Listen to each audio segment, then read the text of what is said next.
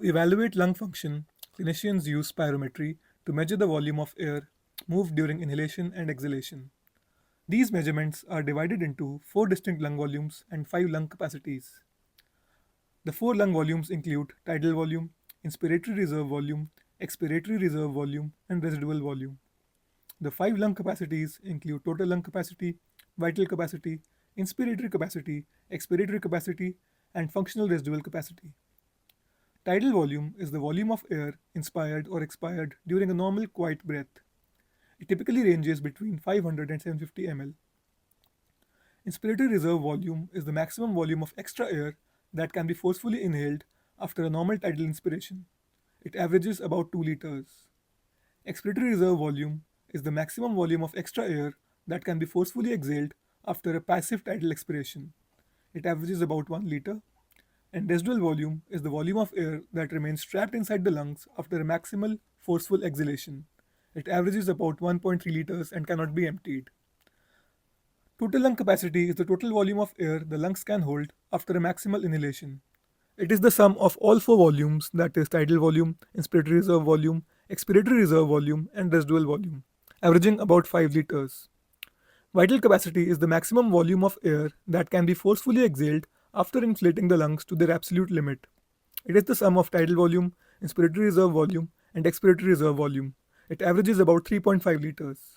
Inspiratory capacity is the maximum volume of air that can be inhaled from a normal resting expiratory baseline. It is the sum of inspiratory reserve volume and tidal volume and averages about 2.5 liters. Expiratory capacity is the maximum volume of air that can be exhaled from a normal resting inspiratory baseline. It is the sum of expiratory reserve volume and tidal volume and averages about 1.5 liters. Functional residual capacity is the volume of air remaining in the lungs at the end of a normal passive exhalation. It is the sum of residual volume and expiratory reserve volume and averages about 2.5 liters. Static volumes tell only part of a story.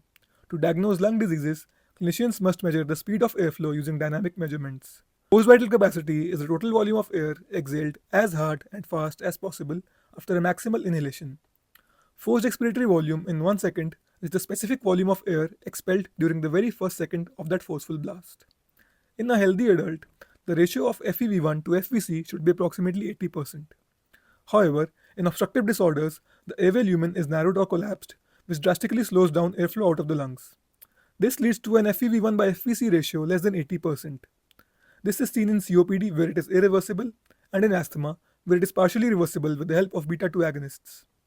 In restrictive lung disorders, the lung tissue becomes stiff, scarred, and non-compliant, severely limiting total lung expansion.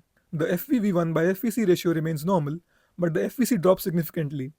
This is seen in diseases such as idiopathic pulmonary fibrosis. This is all about lung volumes and lung capacities.